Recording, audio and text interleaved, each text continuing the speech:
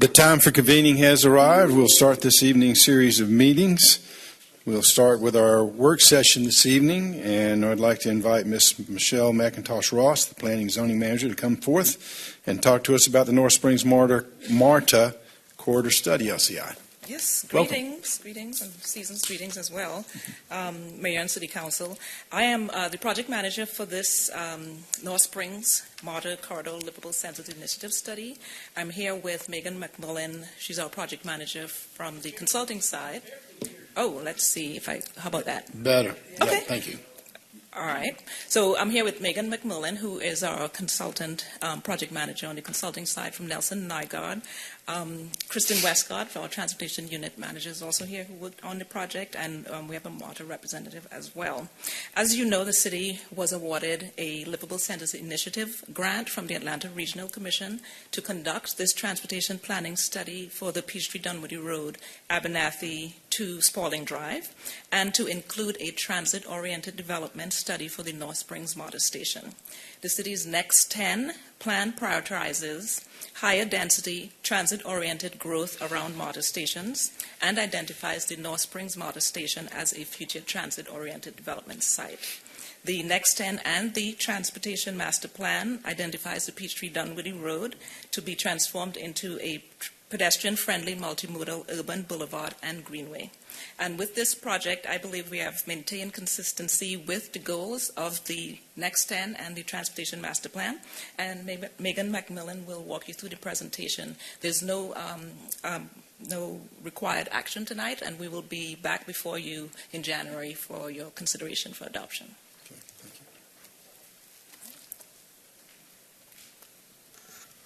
you. Good evening. Can you hear me all right? Yeah.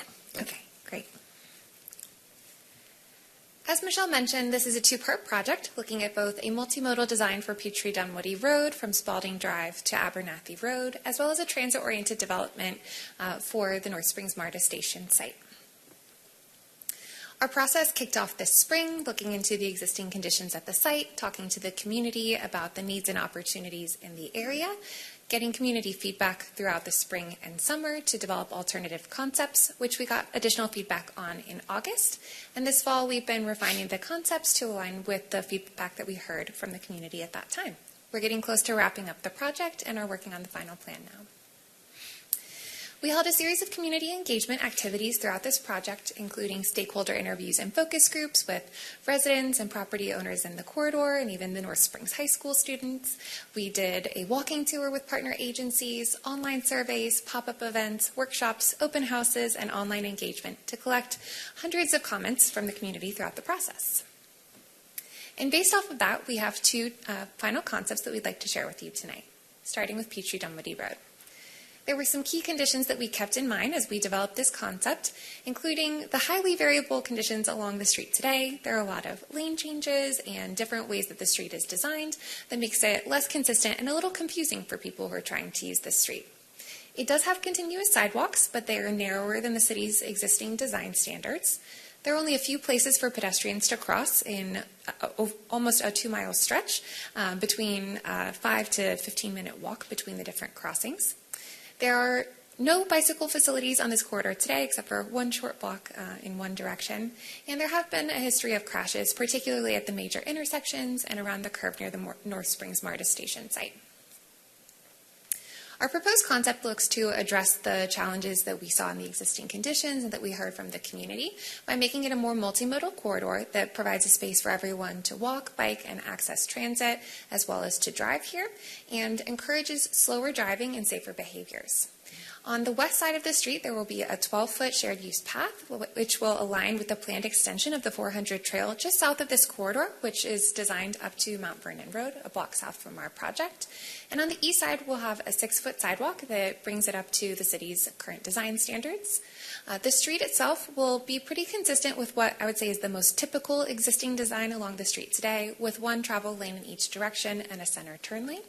And we also have space to add some additional landscape buffers to provide greenery, vegetation, and importantly for the hot Georgia summers, some shade for people that are walking along here.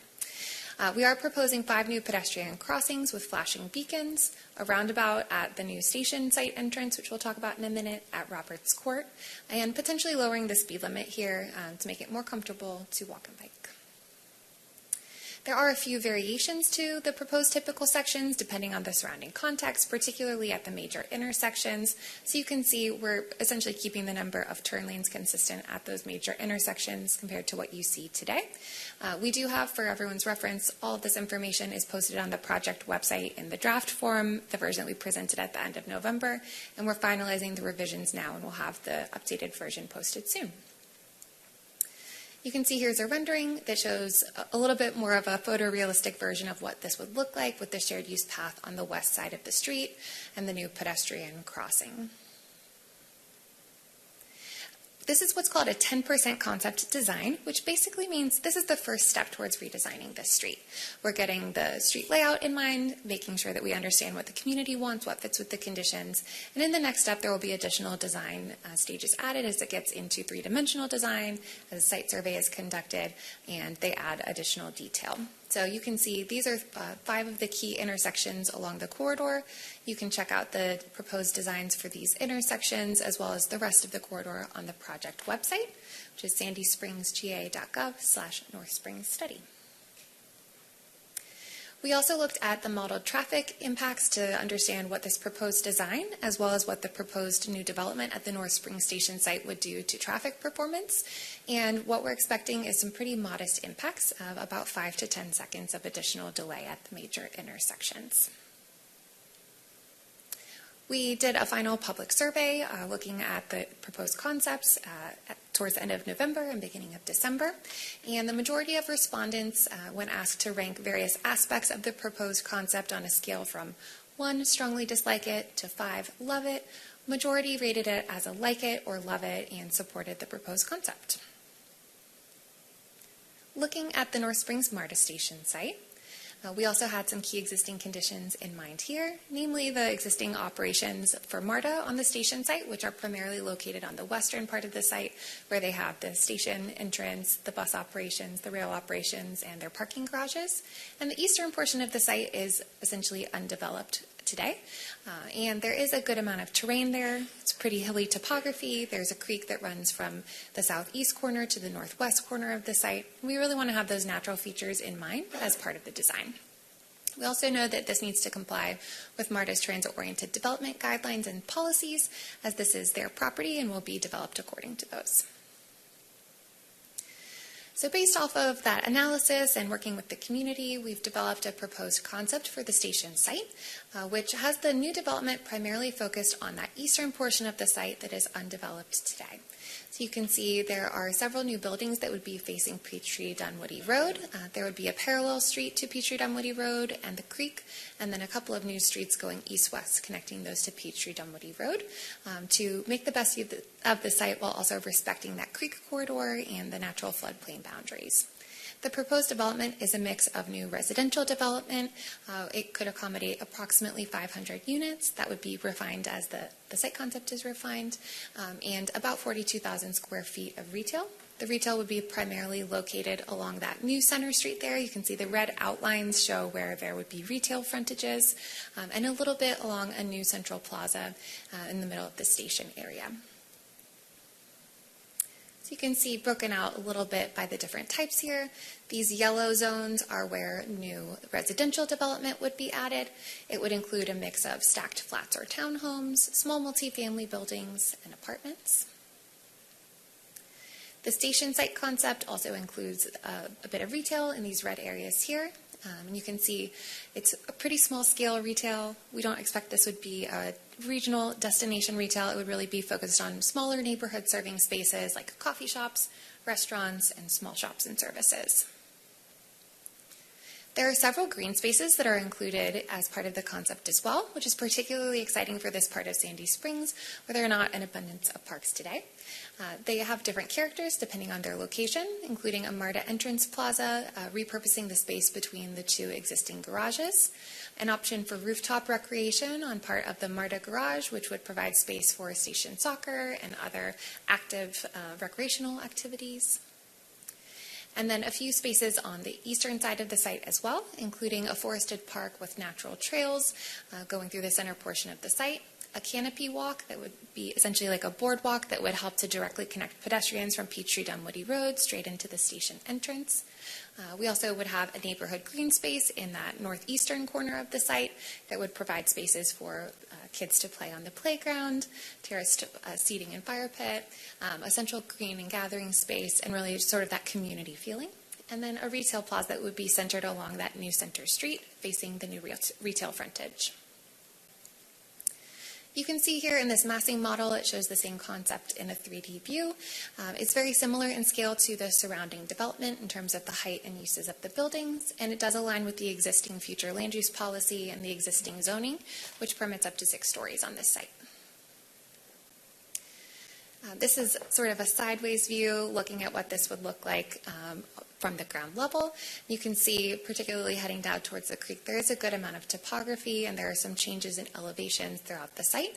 So having that canopy walk really helps to make the connection between the lower station area and the upper level at Peachtree Dunwoody Road. And then this is shifting over a little bit east, closer towards Peachtree Dunwoody Road, coming up from the creek and the canopy walk, and then showing some of the level changes for the buildings on either side there. We also asked the community for their input on these draft concepts at the end of November, beginning of December. And similar to the corridor concept, most of the people that responded to the survey rated it as like it or love it for each of the different elements that we asked about. So, next steps. As Michelle mentioned, this has been part of the Livable Centers Initiative through the Atlanta Regional Commission, and these 2 plans in one are being put together in a final plan now, which will be presented to you for adoption in January. And from that point forward, the next steps vary for the corridor and for the station site. So for the corridor, that would be a project that would continue to be led by the City of Sandy Springs, and the next steps would be securing funding for design and construction, additional site analysis like completing the full site survey, and then taking it through full design and construction. The station site, on the other hand, would be led by MARTA from this point forward because it is their property. So in the future, you would be working with MARTA and a private developer to help refine a concept that that developer would come up with that would align with the proposed concept here that takes the community's vision into account and may be involved in more of a partnership role moving forward. So I'll pause. Any questions, comments? Mr. DiGiulio. Thank you. That's a real pretty presentation. Did I understand you correctly to say that MARTA owns 13 of the 27 acres on this site, or does MARTA own the whole thing? MARTA owns the whole thing. 13 acres are undeveloped. Excuse me? MARTA owns the full 27 acres, of Right. which 13 are undeveloped. 13 are undeveloped. So this development, is MARTA online with this development happening or this proposal being done? And because I'm wondering who's going to pay for this thing here. Sure. Because this is not obviously something the city can do. Mhm. And I'm just wondering if MARTA is online to pay, because it looks like it's multi-millions. It is, and this would definitely be a collaboration with the private sector. So in terms of MARTA's role on this project has been led by the City of Sandy Springs, but MARTA has been participating in this process throughout. We have Sydney Dowse from MARTA is here as well tonight if you have specific questions for him. So this would be led by MARTA. It's not necessarily something that would happen next year. I think the idea for the City of Sandy Springs is, hey, we see that MARTA is gradually implementing transit-oriented development at many of its properties throughout the station or throughout the network. And as they eventually come to Sandy Springs and look at their property here, we want to make sure that we're being proactive and that we have a plan in place for how we would like to see it developed in a way that fits with your land use policies and regulations, the community's vision, and what would be physically realistic for the site. So this is a proactive effort, and there is not an immediate developer that would be implementing this. And how many of MARTA's stations are actually in the process of doing this development currently? There are a number. I see this gentleman just got up. So he's obviously the one with the answers. Thank you. Would you give us your name first, sir? Yes, good evening. Sydney Dowse, Sydney Dowse, Dowse. like house with a D. I'm the interim TOD director, and MARTA has several sites that are currently under discussion, looking at development. I can safely say that this site is currently not one that they're really looking at right now. So it is good that you are ahead of the process. And I can say as interim director, once we staff back up, we would have to see when this site would be something that we would look at. Is that something that's going to happen in my lifetime? I cannot safely say either way, whether it's my lifetime or yours. I don't know. I don't have a prioritization list of the TOD sites. I can say that there are other stations that we're sort of actively looking at or in negotiations with right now, and that this is not one of them. This is not one of them. Right. Okay. And there are probably, 4 or 5 stations that have similar plans to this? Yes. Kensington, the Kensington Station, Indian Creek, King Memorial. So there are a lot of other sites taking place, but I cannot tell you where this is, but I know it's not. They're not actively looking at this right now. So I think it is good for you to be ahead. You have a concept that the city hopefully will support, and that would guide anything that we do consider moving forward with. And the development they're considering at these other sites, is it similar to this kind of a development, which is both retail and residential and trails, et cetera? Yes. For instance, the Avondale MARTA station, they partner with the city and with the county. They have senior housing, multifamily. There's a small path foundation trail right next to it. So that's typically something we look at. And if anybody's interested, we just finished a master plan for Kensington and for Indian Creek, and you'll see very similar types of site designs on those as well. And when are those sites That's right. going into development, and how long do they expect to take? That I cannot say. The plans are done. We do not have any partnerships with any developers at this point. The best site to look at to see what can happen would be the Avondale MARTA station, and the Edgewood Candler Park station is a really good example. That was a partnership with ARC, the LCI program, the city, and MARTA. Thank you. Mr. Paulson. Thank you, Mayor. Good presentation. Obviously, you guys have thought, your team thought this through. Tell me why you're reducing the speed limit, and here's why I ask. Have you driven on this street? I have. Nobody drives even 35 miles an hour. So do we have a lot of crashes that are driving this desire to go to slower speeds? Or tell me why you're recommending a slower speed for this Sure. stretch. So one of the primary goals for this project was to improve multimodal safety. So safety for people who are walking, biking, driving, or taking transit along this corridor, and to make it not only safe, but comfortable as well. I don't know how many of you all have walked along Peachtree Dunwoody Road. It is right. It is not pleasant to do that today. I have also, I've certainly driven it at the speed limit. The other drivers did not love that. Yep. It is operating, I would say, typically above the posted speed right now. We also know that changing speed limits alone is not effective, and it really is important for the design of the street to match the desired speed that you want drivers to be using. And so the proposed design that we're showing would have more of a target speed of 30 miles per hour to intentionally slow people down. I will say slow them down was probably the most universal comment that we got when we asked people what they wanted to do for this corridor. And that was coming from not only the people who walk along this street, which is a lot of people. If you've noticed, a lot of the neighborhoods here are all cul-de-sacs and you can't really walk in them. So a lot of people are using this for both transportation, but also for their daily exercise. They definitely want things slowed down, but also drivers told us that they wanted it to be slowed down as well, and then it feels a little chaotic as it is today. So slowing down the speed was definitely a goal for this project, and trying to align the proposed design with the proposed speed. That being said, we do have some specific language in the recommendations that the recommendation is to conduct a speed study to verify that that would be the appropriate speed. Ms. Rochelle. So I was at a meeting on this week at North Springs, and after the meeting, I put on my shoes and I ran down Peachtree Dunwoody, and I agree with everything you're saying. Yes. Definitely. So I'm excited about that project, or this project. I do have a question for Mr. Doss. Is when you do a project like this, what percentage of apartments are put aside for people that are at or below the AMI? MARTA has a board policy around 20%. 20%. I can't, between 15 to 20.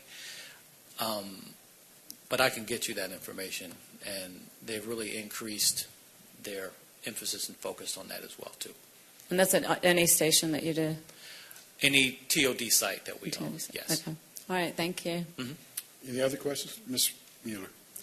So I don't know if you can answer this, Megan, or if this is a Kristen question, but I know that when you look at the corridor, there are several protected neighborhoods that are along the corridor. They're not a lot. And I think there may have been some comments about making sure that they have proper buffer and different things. And have we taken that into account? Sure. So we definitely did consider the surrounding context in terms of both the corridor design and the proposed concept for the station site. So I think you're speaking more to the corridor design. Is that correct? Okay. So one thing that we did hear from people, especially when we showed those two alternative concepts back in August, the one that we wound up going with was the one that had the more generous landscape buffer. That was something that a lot of people felt passionately about, and so that was one of the factors in selecting that as the preferred concept. So with the version that we're showing, and feel free, we can send it to you, but also on the website it has like the full drawing of the whole corridor.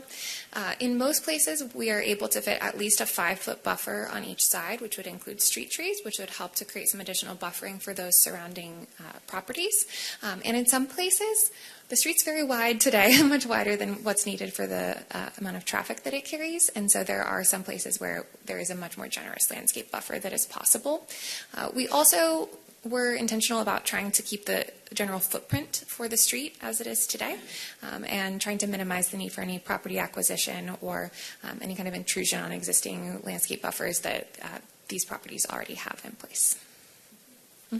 Anybody else? All right. Thank you for your presentation. Thank you. Have a good evening. All right. Moving to regular order. I would like to call this meeting of the Sandy Springs City Council to order for Tuesday, December 17th, 2024. Will the clerk please read the announcements and call the roll? Good evening, Mayor and Council. First, I would like to remind those in attendance to please silence all cell phones and other electronic devices at this time. Individuals who would like to provide public comment at a city council meeting are required to complete and submit public comment cards in advance of the meeting. Those public comment cards are available online at the chamber entrance. Those providing public comment may be allotted up to 3 minutes to speak on their single chosen topic. As I call roll, please confirm your attendance. Mayor Rusty Paul. Present. Councilmember John Paulson. Here. Councilmember Melody Kelly. Present. Councilmember Melissa Mueller. Here. Councilmember Jody Rochelle. Councilmember Tibby DiGiulio. Here. Councilmember Andy Bauman. Absent. Please join me for the Pledge of Allegiance. I pledge allegiance to the flag of the United States of America and to the republic for which it stands, one nation, under God, indivisible, with liberty and justice for all. Madam Clerk, have we received any public comment cards? Yes, we've received 8 public comment cards this evening. I'll call the first several folks down. I just ask that they line up behind one another and the chairs seated up front. First, we have Michelle Ford, who will be followed by Bill Griffith.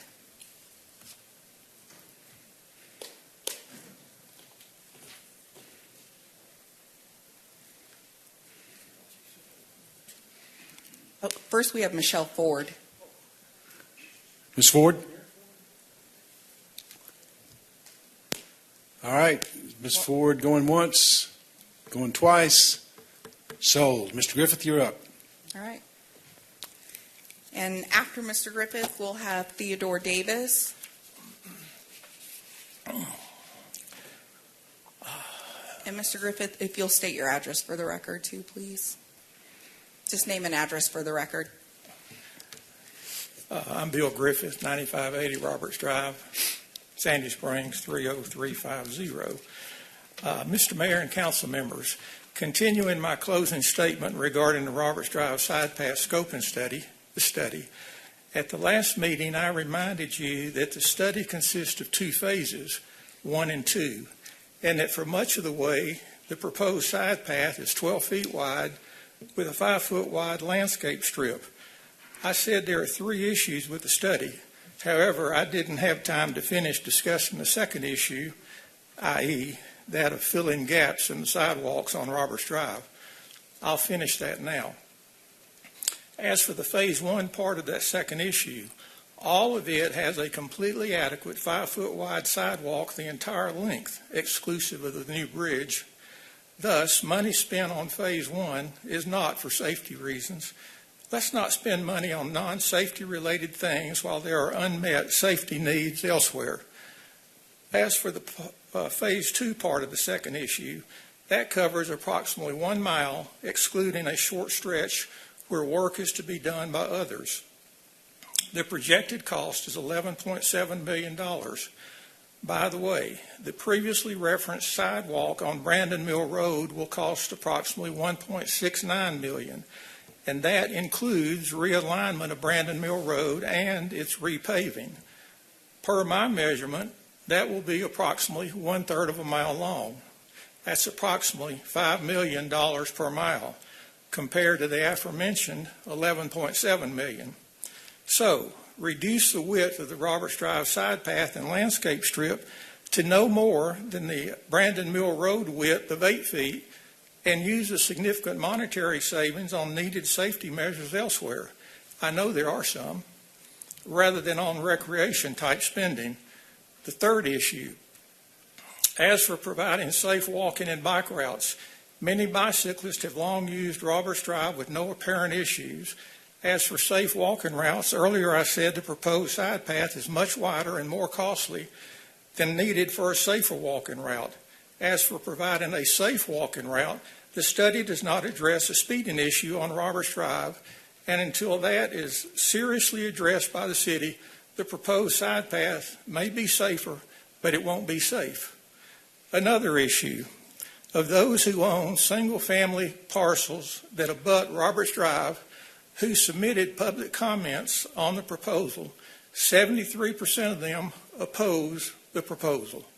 Bottom line, I believe that the study's proposal should be abandoned, but the sidewalk gaps should be filled in. Thank you all for listening to my comments on the study. I'll be back next year to flesh out the speeding-related issues. Thank you, Mr. Griffith. We look forward to it. Mr. Davis, who's next? Mary Ellen Snodgrass.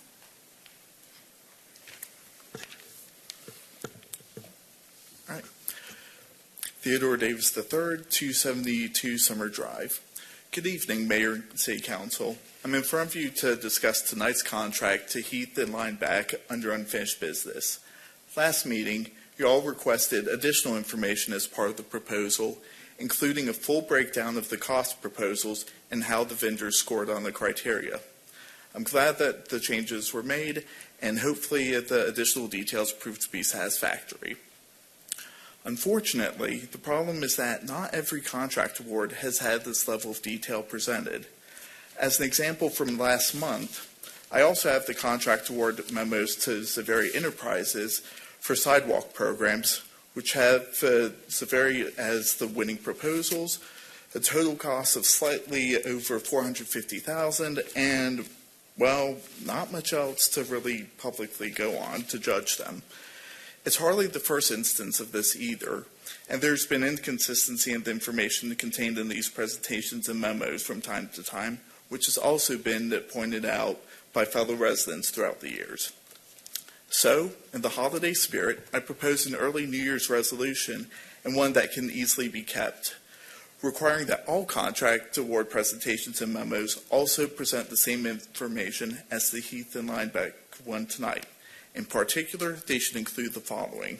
1, a detailed list of the criteria used to score proposals and what constitutes meeting them. 2, a list of the individuals who compose the evaluation committee. And 3, a full breakdown of how each vendor was graded, not just by their proposal costs, but also by their grades through individual criteria.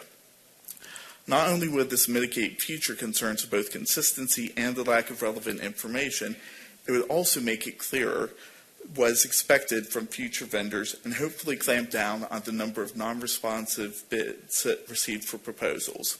Now, admittedly, this won't be possible with every case, and tonight's award to Atkins Realis is admittedly a different situation than most other contract awards.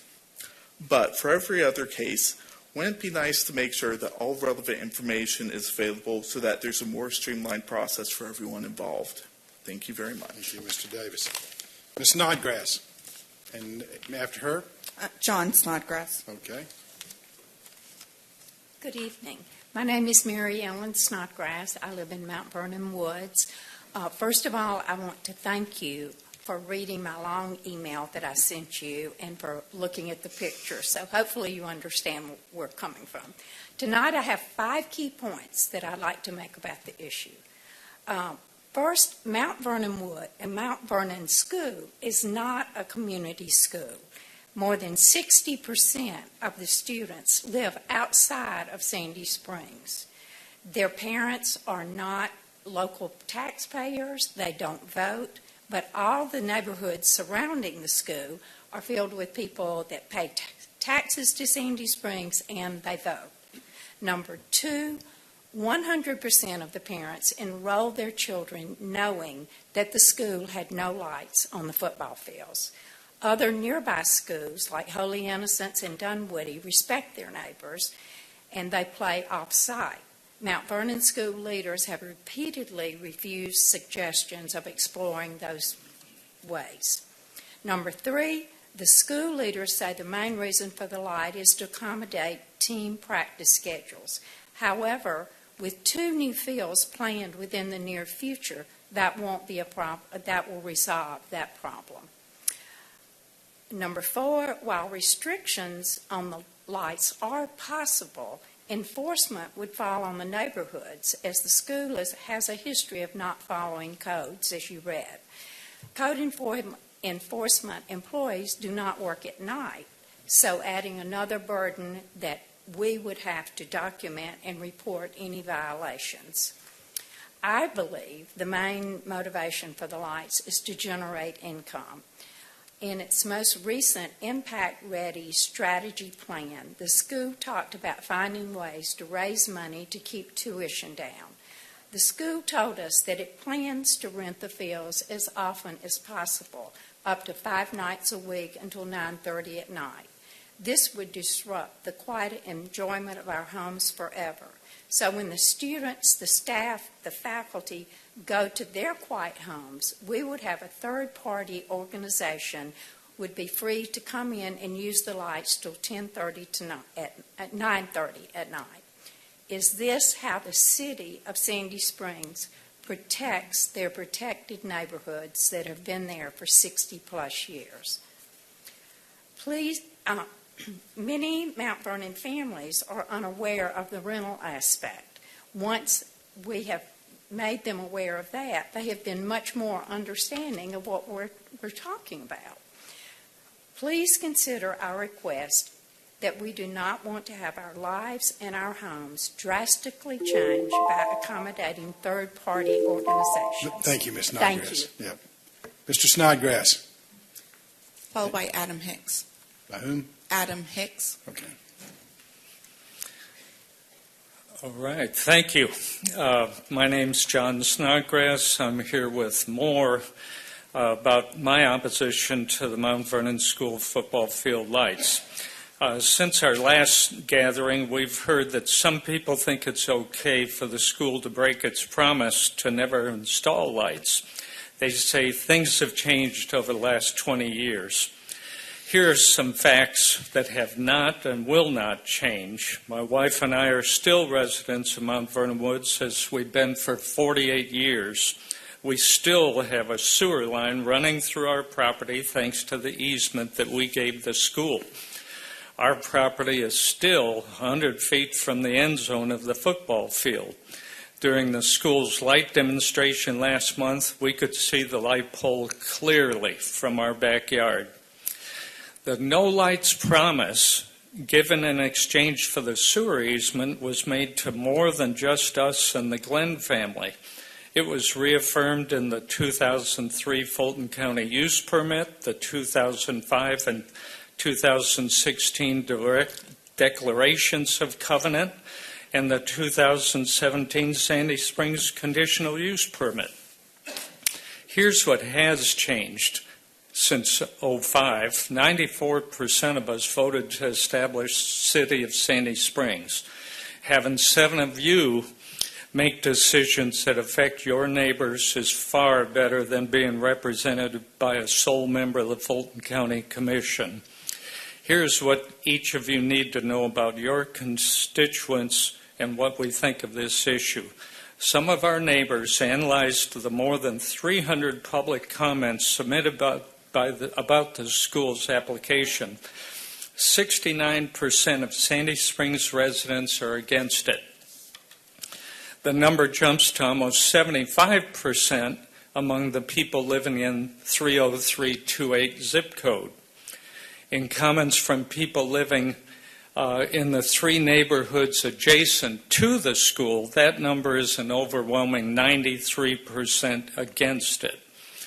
The protected neighborhood portion of the city's comprehensive plan emphasizes protecting and enhancing neighborhood character and protecting single-family neighborhoods like ours from non-residential encroachment.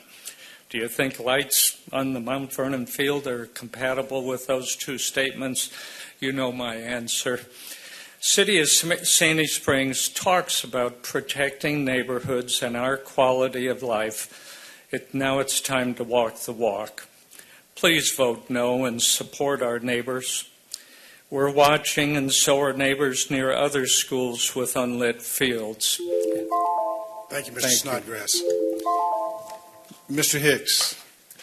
It's followed by Susan Kikak. Hi, good evening. A little higher up, so I'm not crouching. Good evening. My name is Adam Hicks. Am I supposed to say my address? Yes, please. Okay. 105 Wing Mill Road, Sandy Springs, 30350. Sorry, a little nervous, so I was talking a little fast.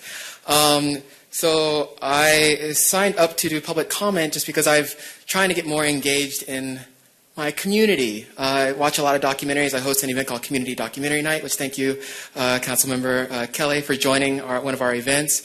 And realized that I'm not engaged really at all. So I started coming to more of the city council meetings, and what made me even more nervous was coming up here. So that's why I signed up. But also I wanted to make sure that I contribute something, not just coming up here mindlessly rambling.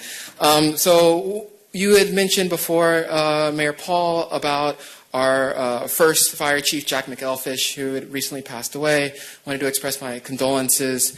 Because he passed away from cancer, and our family personally we've lost a lot of family members to cancer and other chronic diseases. And so I wanted to share a resource that's been helpful for me personally and for some of our family, in case it could be helpful for y'all, especially coming up with the holidays. There's a documentary that was released, or not released, it is available online for free, called Forks Over Knives. I'm not sure if people have heard of it. And it looks at nutrition's impact on chronic disease, in conjunction with people's treatments that they're receiving for whatever disease they're suffering from. And just wanted to bring that up. I had emailed you all about it, but I'm sure it got lost in all the more important things that you all receive. So I just wanted to bring it up again, and I could send it again in case it could be helpful. But just wanted to share that as like a thank you for all that you all do for our community. I've learned a lot since coming here. I'm still kind of confused on some things, but I think if I come here more often, I'll start to understand better. But I just wanted to share that. So thank you, and have a happy holidays. Thank you, Mr. Hicks. Thank you very much.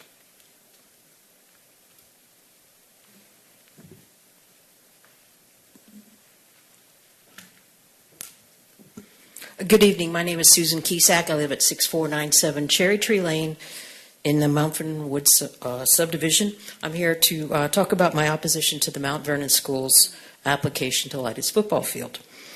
The school claims the field needs to be lit to increase practice capacity. In July of 2017, the school got approval to build 2 new fields as part of an $11 million expansion of the school's athletic facilities. Once those fields are built, field capacity will increase 300%, giving the school plenty of practice space. So far, a little less than half of the fundraising goal of the $11 million has been met. The school's own community is unwilling to sacrifice for this project. So now the school wants the neighboring communities to sacrifice the peaceful enjoyment of our homes forever. The school's lack of practice fields is not our burden to bear. I've heard the argument that the lights would only affect 5 homes on Carriage Drive, including that of John and Mary Ellen Snodgrass. That's just not true. I live on the other side of the neighborhood, and the noise from Ron Hill Field is disruptive, whether it's from games or school events. The school can only control the volume of its PA system. It cannot control the noise from those playing or watching. The school also intends to add more seats for football games. More fans will generate even more noise, creating a greater disturbance for neighbors, including those with young children. Even if the lights do go out by 9:30, noise from fans and players would continue in the parking lots that are even closer to the neighbors' homes than the field is. And you've heard John talk about how the field is 100 feet from his property line. I used my tape measure tonight. That corner there to where the doors go out to the lobby is 100 feet. That's how close John and Mary Ellen's property is to the football field. Now, the school claims technology makes lighting better, but the circumstances under which the upper campus was built have not changed. The school has repeatedly pledged not to install lights as recently as 2017. Lighting the field is a want, not a need. So please protect your constituents, protect your taxpayers, protect your neighbors. Reject this conditional use permit when it comes before you next month. Have a great holiday, and I'll see you next month. Thank you, Ms. Cusack. Thank you. Excuse me. Next, we have Joshua and Wade Williams. Okay. Good evening to all, and to all good evening. My name is Joshua Williams, along with my son Wade Williams. Hi. Okay. Hi. We are residents of 115 North River Drive, Sandy Springs, Georgia 30350. City Council, Mayor Paul, it's a pleasure. What I want to speak about was in line with the city missions to increase public health, safety, and welfare. We would like to offer assistance, specifically with my son Wade, for improved children's health and reading within this city. Let me explain. My son Wade Williams, he is a student at Dunwoody Springs Elementary School, in which he's in the 3rd grade. Him, along with his 4-year-old sisters, he's 9 by the way, him along with his 4-year-old sister partnered up with a pharmaceutical company to create their own vitamin C jelly beans in order to assist kids through the cold and flu season. These jelly beans are new and innovative as far as the difference between chalky tablets and gummies, and they actually taste like candy. They were just on Fox 5, Good Day Atlanta. They're currently on Fulton County Schools front page. And not only that, with reading, you're looking at the #1 author for the nation for the children's book in 2020, way through the pandemic. New York Post also coined him the youngest author in history. Since 2020, he has created 2 additional books. Now, the reason why we're here is because we wanted to volunteer to help increase children's health and literacy within the city of Sandy Springs by partnering with community outreach and economic development through donations of vitamin C jelly beans as well as books to the city. We wanted to partner with our city that we live in. Wade, did you have something to say about the jelly beans? Yes. I think it's going to become really successful, and I hope that it gets through the process of getting all the details right. Also, last but not least, for City Council, as well as Mayor Paul, we provided samples for you all for the vitamin C jelly beans. Thank you. Thank you, Mr. Williams, both of you. Yes, sir. Say thanks. All right. Thanks. Any further comment? All right, we'll close the public comment period. Thank you all. Is there a motion to approve the meeting agenda? Mr. Mayor. Mr. DiGiulio. I move approval of the meeting agenda for Tuesday, December 17th, 2024, our last meeting for 2024. We have a motion by Mr. DiGiulio. Is there a second? Second. Motion by Mr. DiGiulio, seconded by Mr. Paulson, that we approve the meeting agenda. Is there any discussion? Hearing none, we'll call the question. The question's on approval of the meeting agenda. All in favor of the motion say aye. Aye. Opposed, no. The meeting agenda is approved. Is there a motion to approve the consent agenda? Mayor Paul. Ms. Rochelle. I move that we approve the consent agenda for Tuesday, December 17th, the last meeting of 2024. Have a motion by Ms. Rochelle. Is there a second? Second. Motion by Ms. Rochelle, seconded by Ms. Mueller, that we approve the consent agenda. Is there any discussion? Hearing none, we'll call the question. The question's on approval of the consent agenda. All in favor of the motion say aye. Aye. Opposed, no. The consent agenda is approved. Moving to unfinished business, will the clerk please read the first item? Agenda item number 2024-301. This is consideration of a resolution to approve a contract award to BCC Engineering, LLC, doing business as Heath and Lineback, to design the Riverside Drive Bridge over the Chattahoochee River Tributary Bridge replacement project, and to authorize the city manager to execute the contract. This is presented by Public Works Director Marty Martin. Mr. Martin. Mayor and Council, as you recollect from the last meeting's presentation, I discussed an award recommendation with you to BCC Engineering to design the replacement for the Chattahoochee River Tributary Bridge replacement on Riverside Drive. As a part of the discussions on the Evaluation Committee recommendations associated with that, you asked for greater information regarding pricing specifically on that Evaluation Committee scoring as it related to the overall scores of the project and the recommendation therein. With that tonight, I'd like to go, if I could please, to the scoring matrix, or excuse me, to the final scores.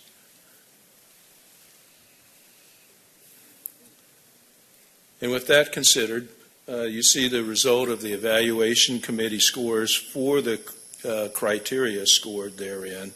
And you'll also note that especially between BCC Engineering and Kimley Horn, very close evaluation throughout most of the technical criteria associated with the evaluation. When it came to price, which you asked is a key factor that was not included in the last presentation, you can see the pricing therein. BCC Engineering, coincidentally, as the lowest priced within fee schedule of the three offerers that were considered and evaluated at $565,402.07. Next low price in that consideration, Axis Infrastructure at $570,500, and Kimley Horn at $613,732. The scores indicate three very competitive vendors. I think the prices, as perhaps an understanding of the vendors' understanding of the scope of work that we had communicated in the request proposals, also testify that I think we have as well a pretty consistent and level understanding of scope among the vendors here. So I think we've got work that was clearly defined, relatively clearly for the purposes of the work contemplated in this design work. And with those scores in front of you, and that I think relatively close pricing comparison as well as the other evaluation criteria here, I think we have a good result among the evaluation committee. You can see the parity, I would contend, within the pricing offered by the vendors in the work of bridge design associated with this particular bridge replacement, and therefore we recommend design. Are there any other questions that council may have about this award recommendation? I'd be glad to answer those. All right, you've heard the report of the Public Works Director. What's the desire of council? Mayor Paul. Ms. Mueller. I move that we approve agenda item 2024-301, a resolution to approve a contract award to BBC Engineering, LLC, doing business as Heath and Lineback, to design the Riverside Drive Bridge over the Chattahoochee River Tributary Bridge replacement project, and authorize the city manager to execute the contract. We have a motion by Ms. Mueller. Is there a second? Motion by Ms. Mueller, seconded by Ms. Rochelle, that we approve agenda item 2024-301, a resolution approving the contract award to BBC Engineering to design the Riverside Bridge over the Chattahoochee River Tributary Bridge replacement project. Any discussion? By Ms. Rochelle. Marty, thank you for this additional information. You're quite It does welcome. help a lot for when No. we see all the... And please understand, in our presentation, I think we've probably presented some 3 other RFP award recommendations this past year.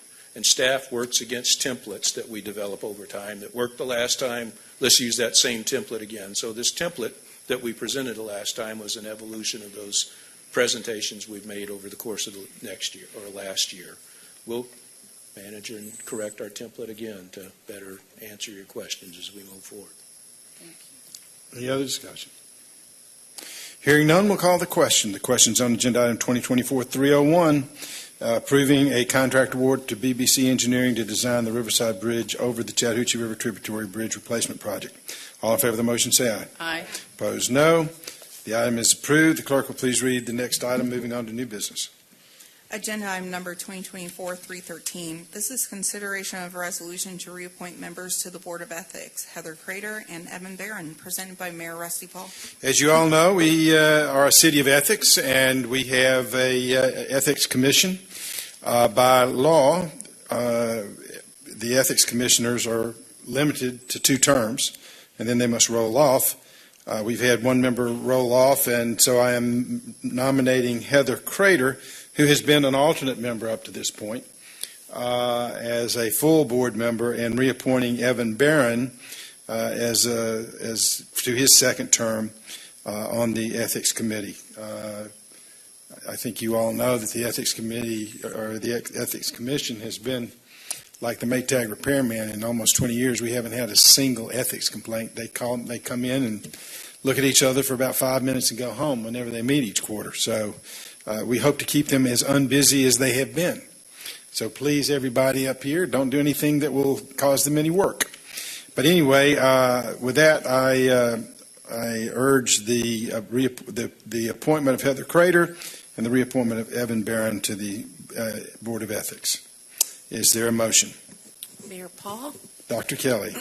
I move approval of agenda item 2024-313, the reappointment of members to the Board of Ethics, Heather Crater and Evan Barron. You have a motion by Dr. Kelly. Is there a second? Second. Motion by Dr. Kelly, seconded by Mr. Paulson, that we approve Heather Crater and Evan Barron appointments to the Board of Ethics. Is there any discussion? Hearing none, we'll call the question. The question's on agenda item 2024-313, the reappointment of members to the Board of Ethics. All in favor of the motion, say aye. Aye. Opposed, no. The appointments are approved. Moving to the next item, the clerk will please read the next item. Agenda item number 2024-314. This is consideration of a resolution to reappoint a member to the Sandy Springs Development Authority, Joe Hausman, presented by Mayor Rusty Paul. This is another reappointment. I think many of you know Joe Hausman. He ran for the city council a few years ago, has been a very good member of the Development Authority, and so I'm recommending his reappointment to that authority. Is there a motion? Mr. Paulson.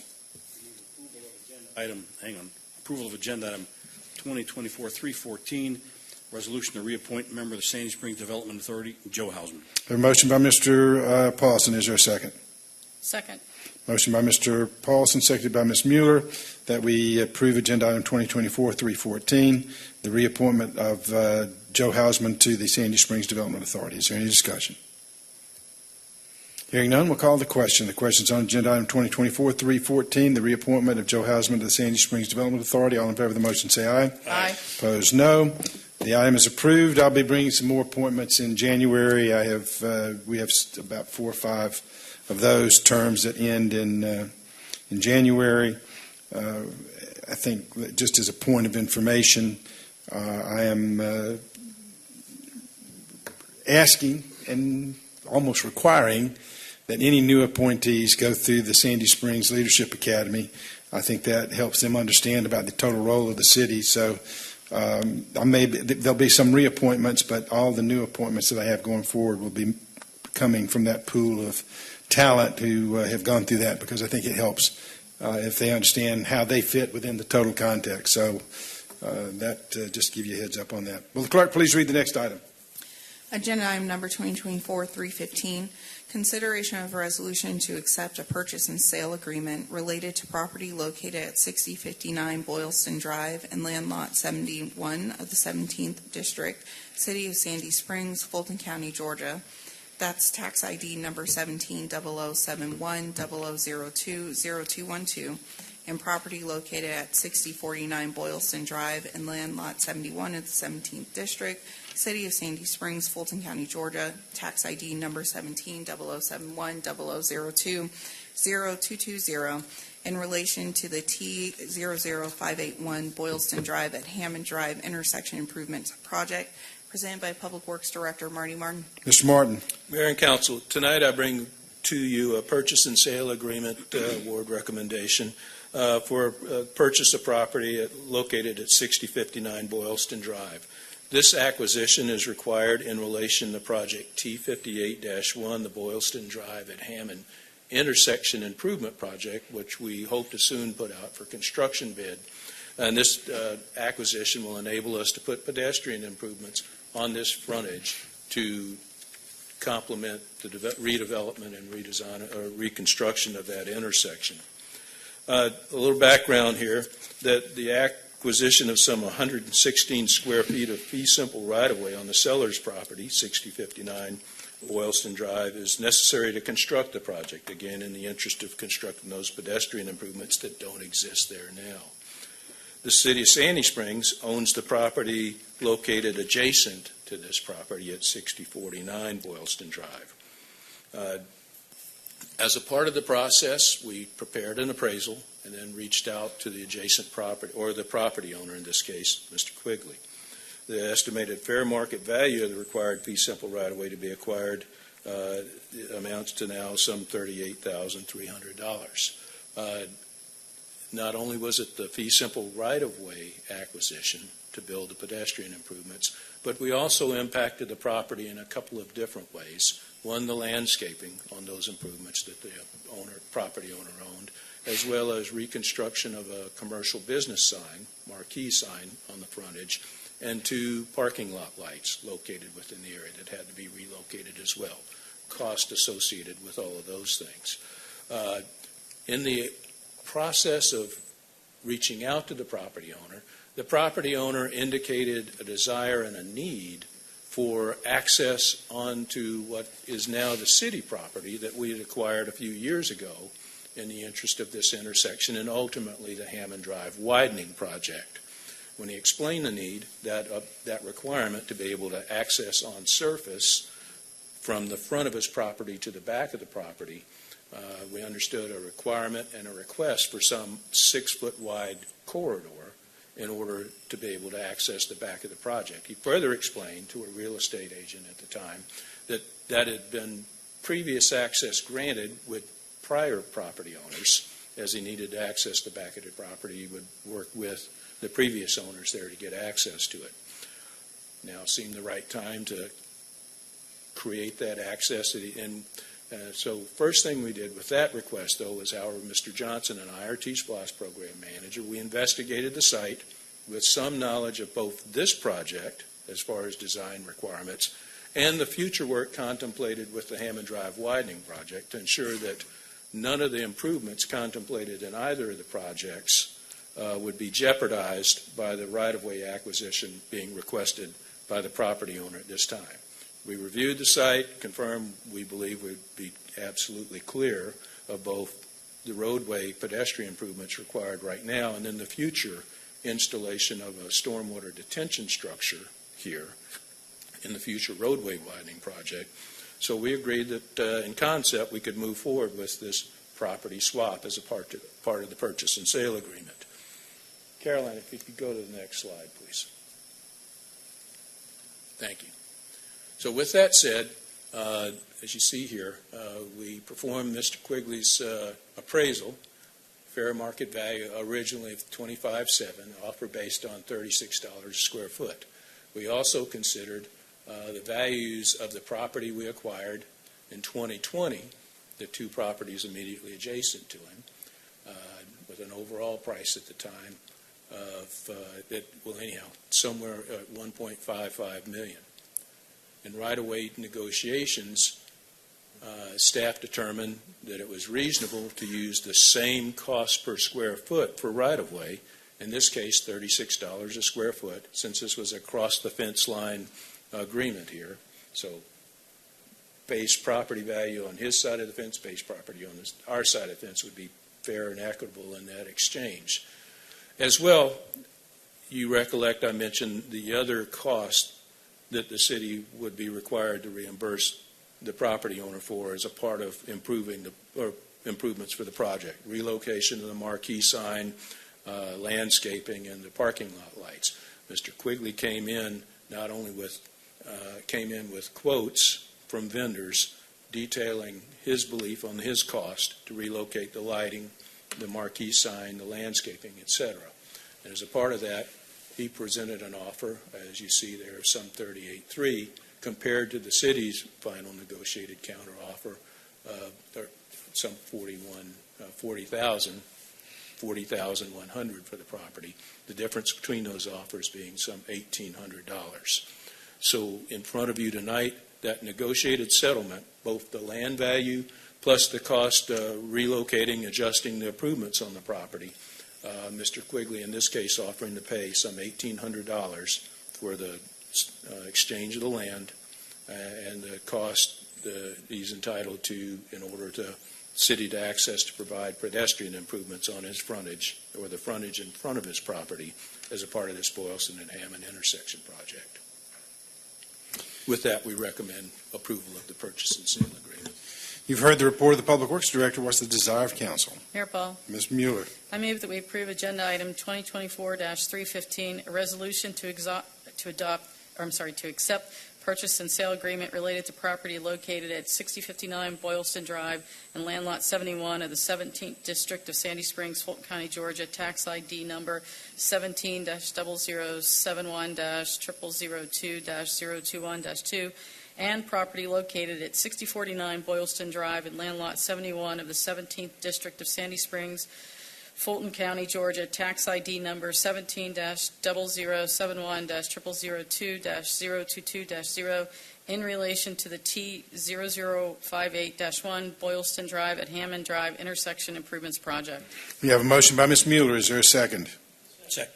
Motion by Ms. Mueller, seconded by Mr. DiGiulio, that we approve agenda item 2024-315, acceptance of a purchase and sale agreement related to property located at 6059 Boylston and 6049 Boylston Drive in Sandy Springs, Georgia. Any discussion? All right. Mr. Paulson, then Ms. Rochelle. Thank you. He doesn't need any extra property, by the way. I like this idea of citizens buying land from us and we get a check from them. It's a reverse of what we normally do. In this case, we'd like to hold on to the rest of it that's out there. We do have this stormwater structure we'd like to construct at some point in the future out there, as plans indicate right now. Yes, sir. Ms. Rochelle. So I ran by there this morning, and I'm excited to get a sidewalk over there. But my question, the sign, is he getting a new sign, or are we moving the sign? He's paid to reconstruct that sign. That's what the settlement reconciles it in itself. It's in the way of the construction of the sidewalk that goes in his frontage. Thank you. Any other discussion? Hearing none, we'll call the question. The question's on agenda item 2024-315, accepting a sale and purchase agreement related to property at 6059 Boylston Drive and 6049 Boylston Drive in Sandy Springs, Georgia. All in favor of the motion say aye. Aye. Opposed, no. The item is approved. The clerk will please read the next item. Agenda item number 2024-316. This is consideration of a resolution to approve a contract award to Atkins Realis USA, Inc. to provide design and construction management services for the Morgan Falls Athletic Complex Phase 2 project and to authorize the city manager to execute the contract documents. Presented by Recreation and Park Director Brent Walker. Mr. Walker. Evening, Mayor and Council. The city's been working with Atkins Realis over the past year to develop a strategy for future improvements at Morgan Falls Athletic Complex based on the needs of Sandy Springs youth sports. Through discussion with the association, it's evident that there's a need for additional parking and artificial turf on the fields. With these modifications, additional stormwater infrastructure will be necessary, which will include expansion of the existing detention pond behind Field 5 and underground detention for the football field and baseball fields 8, 9, and 10. A net gain of 112 parking spaces is expected with the improvements, and the artificial turf will allow for improved drainage on the fields to maximize playable hours. Atkins Realts will provide survey and geotechnical services, construction documents, and as well as permitting, bidding, and construction administration for a fee not to exceed $400,000. There is adequate funds available for this described design services in the capital project P2216, which at this point has $1.7 million in it. With that, I open it up to any questions y'all may have. All right, you've heard the report of the Director of Recreation and Parks. What's the desire of council? Mayor Paul, Dr. Kelly. I move approval of Agenda Item 2024-316, approval of a contract award to Atkins Realis USA to provide design and construction management services for the Morgan Falls Athletic Complex Phase 2 project, and to authorize the city manager to execute. We have a motion by Dr. Kelly. Is there a second? Motion by Dr. Kelly, seconded by Mr. Paulson, that we approve Agenda Item 2024-316, a resolution approving a contract award to Atkins Realis to provide design and construction management services for Morgan Falls Athletic Complex Phase 2. Any discussion? I have a couple Dr. Kelly. All right. Thank you for bringing this before us. Just to be clear, what we're approving is for design and construction management. Correct. Because in the memo, it says that the design services will not exceed the 400, but it's really all of it? All inclusive, yes, ma'am. Okay. Also, the agenda has Old Riverside Park Yeah, I was going to ask that question. as well, so that's another typo there. And My apologies for that. I did Yep. not see that. And then I had a question about just generally how we'll approach this, what will be, I guess, upwards of $5 million over time. We'll construct piece by piece. We'll do, maybe the turfs and then look at another. I mean, how are you all approaching that part of it? Very good question. And Eric White, the general manager from Sandy Springs Youth Sports, and David Nagel are also here. He's the vice president of finance from Sandy Springs Youth Sports. They're here in support. They certainly want to see the improvements. You're correct. In our 5-year CIP, there's $2.5 million set aside in 26 and 27 for Morgan Falls Athletic Complex for future improvements. So we are already planning and building in stages as money is available. With that, we will have to work with the association to work around their programming. They do take a break mid-November to 1st of February, so there'll be some time where the fields are in use. That's when we'll try to get in and do a lot of the stormwater work. And it's also, the phasing can be done in a way where we can do parking lot improvements and let that sit, and let them have a season or two, then come back and do some stormwater improvements, let them come back in and do some additional programming. But the big lift is going to be when we do the football field overlay with the artificial turf. That is going to take several months, and we will have to work with them and some of our other program partners and other facilities to see if we can relocate some of their programs to other fields during that time. Okay, so if I were to ask you, what would be the priority projects? It sounds like addressing the stormwater issues, or is that more important than the turf, or how? So some of it will be in tandem. Parking is a legitimate issue that they have. We have some low-hanging fruit with parking that we think we can get right out of the gate. There's an existing detention pond that captures a lot of runoff that will need to be modified as part of that. So those are kind of the first phases of things we get to. And that really won't impact their programming. Those are things we can do while they're still having baseball. Okay. And I'm also interested in just getting a sense of what the cost of the construction piece for each of these, like what is the cost for the turf piece or the parking lot piece, just the general cost? How much of that $5 million I'd have to go that? I'm just back and look at their submittal. They have it broken down for the design portion, but not the portion in their submittal on each individual project phase. I'd have to come back and give you that information, but I don't have it in their submittal. Okay, thank you. Ms. Rochelle. How long does it take to resurface or to turf the football field? Because if I heard you correctly, you said they were going to have to play somewhere else. Possibly. It depends on when we start that part of the construction project. The idea would be to try to get in during their down months, that November to February time. Of course, that's difficult, most difficult time to build anything in the state of Georgia because of rain and temperatures, but that's what we would shoot for so that it wouldn't displace them or would be a minimal amount of displacement. Okay. And as far as the parking, which they desperately need, that's not going to take away from any of the fields. We're going to work with our existing, Correct. And then I know we just took down that building, so over there, that's where the parking's going to go. Mm-hmm. Yes, ma'am, that's correct. Thank you. Any other discussion? I'm going to ask the council to take an action that's not on the floor, and I'm going to explain why. These memos that we receive are part of the official record of our action. And when there is a mistake and an error in those documents, in my opinion, that obviates our ability to take action on an item. And I would ask if the council is willing to defer this to the next meeting to allow the documents to be corrected and presented to us in an accurate form. Okay, I agree. So would that be an amendment on my Yes, part? it would be an amendment. Okay, well, I'd like to amend my motion to defer this action Mr. to Paulson? our next meeting. So, before I weigh in on this, a question, is the only typo or the only misinformation Old Riverside Park, or is the body of this also contain mistakes? Because this to me is it's almost a Scribner's error. It is a Scribner's error, but it's an important part of the record, and we shouldn't be voting on something that's an error.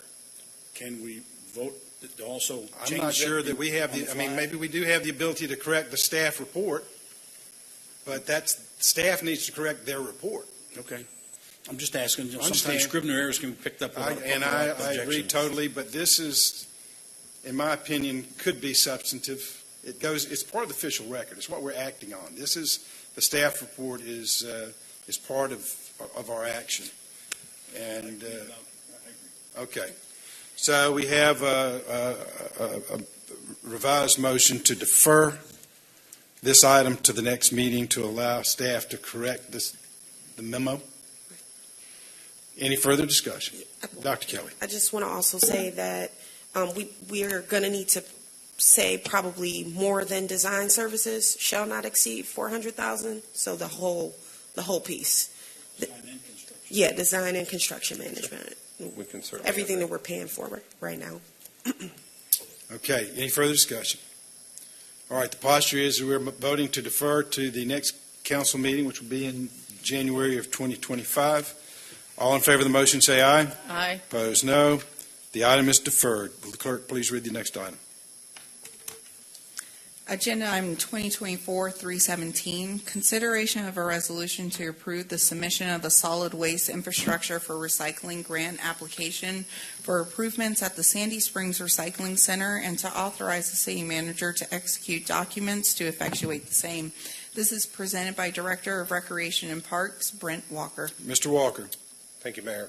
The next agenda item I have is the request to move forward with the application for a SWIFR grant, which is the Solid Waste Infrastructure for Recycling grant.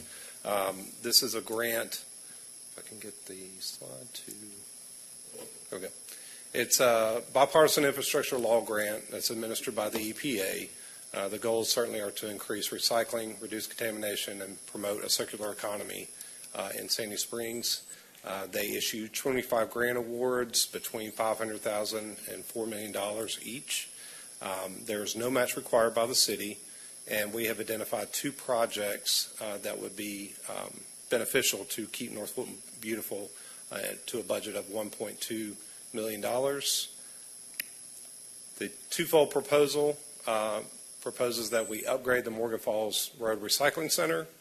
You see on 1993 on your left and 2022 to your right. Not a whole lot has changed to the recycling facility footprint. Oh, too far. And then Ryder Leary, the executive director with Keep North Fulton Beautiful, is here tonight to also help kind of explain the projects that we're intending to do with the grant. But just for a little bit of history, the recycling center opened in the mid-1980s in a different location, and it helped complement private waste hauling services, accepts donations of all types of materials, including glass, electronic recycling, things of that nature. And the 2020 master plan indicated $1.5 million in improvement were needed. So would you like to come talk about the upgrades?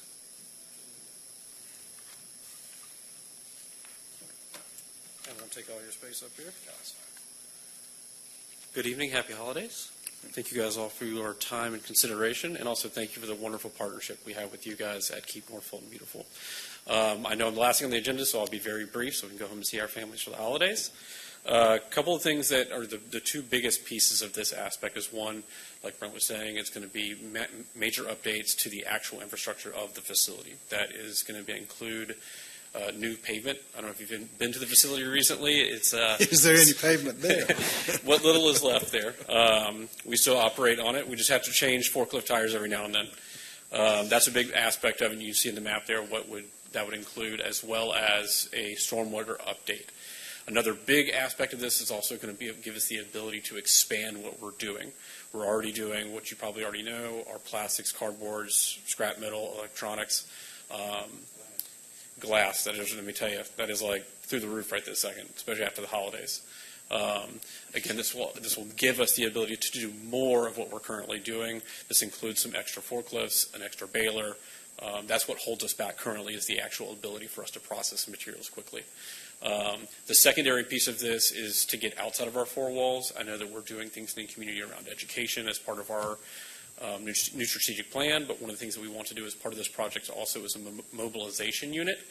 This is an actual physical tractor or trailer that can be taken to apartments that don't actually have on-site recycling. So this would be something a little bit different. It hasn't been done before, but this would be a pilot. We actually have modeled this after a couple of other cities doing the same as well. That's a fancy little trailer thing. But again, thank you all for your time. Thank you for consideration. If you have any questions, please let me know. All right, you've heard the report of the Director of Recreation and Parks. What's the desire of council? Mayor Paul. Dr. Kelly. I move approval of agenda item 2024-317, a resolution to approve the submission of a solid waste infrastructure for recycling grant application for improvements at the Sandy Springs Recycling Center, and to authorize the city manager to execute documents and effectuate the same. We have a motion by Dr. Kelly. Is there a second? Second. Motion by Dr. Kelly, seconded by Mr. Paulson, that we approve agenda item 2024-317, a submission of a solid waste infrastructure recycling grant application for improvements at the Sandy Springs Recycling Center. Any discussion? Dr. Kelly, then Ms. Mueller, and then Mr. Paulson. Anybody over here? Okay, go ahead. All right, I'm curious, I have a general question and then a more specific one. Why is this a Parks and Rec? Why is this under Parks and Rec? Is that custom for us? I can't speak to historically, but it's just been housed under Parks because we do a lot of community outreach programming, works well into environmental stewardship, recycling programs, things like that. So I think that was, it was kind of parked under Recreation and Parks. Okay, well, I'm just curious. The $50,000 and the $95,000, where is that in the budget? Do we do that via our nonprofit partnerships? That's where you would find it in the budget. Okay, I'm curious. So it's not a line item in, for example, our 5-year CIP. We have no long-term interest in this. Okay, correct. Thank you. Ms. Mueller. Yield. So just a question, there is a reference to a 2020 master plan. Can that be circulated? I mean, that's before I think Dr. Kelly and I were on council, so that would be good probably to refresh. And then the second question is, we don't currently recycle cartons. The only way you have to go to Charm, right? There's 2 Charm locations, and getting there from Sandy Springs is not easy. So is there any plans to do something with carton recycling? Absolutely. I could talk all night about that if you'd like. The major issue comes into play with the vendors that accept those items. If you have enough of it, just like plastic bags or plastic film, that's why a lot of locations don't take it, just because you can't get enough of it to make enough for it to be viable. In this case, and you may see in the discussion section of it, this would be something we would like to add, plastic film as well as cartons. You're talking about number 5s and number 7s? Like your soup cartons and, your milk cart, not the jugs, but the cartons. Soup, the little child drinks, those kinds of things. Yep. That's something we would want to include in that. And again, that's a discussion with the vendors that take the stuff. There just has to be a market for it. What's all said and done. Could there be a partnership with Charm somehow, that we're an Absolutely. adjunct location or something with them? I mean, I know you have to schedule drops, when you go there, but is there something we could do? Interesting enough, that's the conversation's happening now with Okay. us working with Charm on a few different items. Okay, thank you. Yes, ma'am, absolutely. Mr. Paulson. Thank you, Mayor. So just a point of clarification, are these two separate grant requests? One is the remodeling of the existing recycling facility, and the second is to buy this truck. And here's why I'm asking. If they're uncoupled, it's going to be an all or nothing thing, or are we asking for two separate ones? Maybe we get one, we don't get the other. How have you got your request organized in here? It's all one grant submittal. I would have to confer with our grant administrator to see how she's going to submit, but it's about $690,000 for the improvements at the site, another $542,000 for the mobile unit. But I can certainly have that conversation with her to see what would be the most advantageous. Well, And I want Councilman, to increase the odds of us getting as much of this as we can, and I don't want to be all or nothing here. if I may, Sure. part of the reason why the truck was important to this application was because the idea behind it is that it can reach different communities. And part of this grant, as with many grants, is that we're trying to reach low to moderate income communities. And the center itself is not located within one of those eligible census tracts. So we included So you've this coupled truck. them together. Correct. We coupled them together to make it more competitive. Okay, fair enough. Thank you. Anybody else? All right. If there's no further discussion, we'll call the question. The question's on agenda item 2024-317, a resolution approving the submission of a solid waste infrastructure recycling grant application for improvements at the Sandy Springs Recycling Center. All in favor of the motion, say aye. Aye. Opposed, no. The item is approved. Thank you very much. Moving to report. Several of us were at North Springs High School this week for the work-based learning, the ribbon cutting for that new facility. I think we were all impressed by what some of these young people were doing, learning. They were actually at school, working at the school, working for somebody outside the school, and it's designed to allow kids who are looking for internships and work experience, who lack transportation, can utilize their presence at school to be able to get that. And it was just a great opportunity to see some of the interesting and innovative things that are going on in our schools. Clearly, I think we had a great sparkle parade, largest we've ever had. I think we went off flawlessly. Everybody seemed to have a great time, and this has grown from when we first started it, what was it, about 5 years ago? We had maybe 500 people, and we've had to be creative during pandemic. The parade were the cars coming by and watching the participants in the parade. So we've adapted and grown it. And I want to say thanks to Anna Nicholas and her team for another great parade. We also hosted a group from Fayette County down at Trilith Studios, and also they're building a new performing arts center. And it's being built by Dan Cathy of Chick-fil-A fame. Mr. Cathy was here, brought several people from Fayetteville, and they wanted to look at our performing arts center and see how we do things here. They had heard great things about our operation and wanted to come learn from us about how we operate that facility, and we were with them for a little over 2 hours. They took a tour of the facilities, this room, the theater, the performing venues outside, and we had a great conversation. So I think that we're far enough that we really won't be competing with each other but we didn't give them any inside secrets that we, special secrets that we have that make us so successful here. But it was a good opportunity to show off our facility and help a neighboring community. So that's my report. Anybody else got anything? Mr. Paulson, Dr. Kelly? Start. Thank you, Mayor. And by the way, these three students, they actually are talking to customers in this room. There's three setups, and they're literally talking to customers for their however long their internship is. So it's not practice. They're actually doing this, which I thought was pretty cool. I just want to make just an observation. We come to the end of the year, and sometimes it's not easy working for Sandy Springs. Okay, we have a city manager that demands a lot. We have a mayor and council that demands a lot. We ask a lot of you folks, and I just want to tell you, I appreciate everybody working for the city and spending the time and effort. Even if you get grilled like Marty gets grilled every once in a while, he still comes back, which is good. But I just want to take this occasion to say thank you all for the hard work that you do, and we appreciate it.